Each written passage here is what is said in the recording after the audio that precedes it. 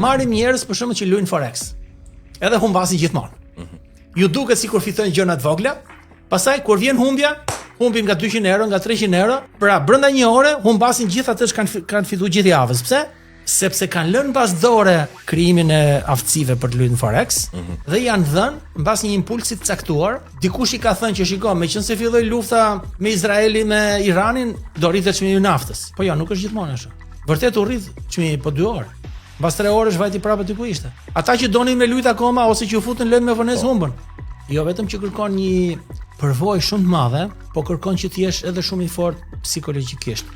Gabimet më të mëdha që bëjmë ne, jo vetëm kur luajmë forex, po kur luajmë përgjithësi për të fituar, kur përpiqemi, kur shkojmë punë, kur shkojmë aty në pazar që themi po kjo është e shtrenjtë, ulet çik çmimin, se edhe kjo luftësh. Ne harrojmë gjërat elementare që kanë të bëjnë me efektin psikologjik të përballjes me palën tjetër.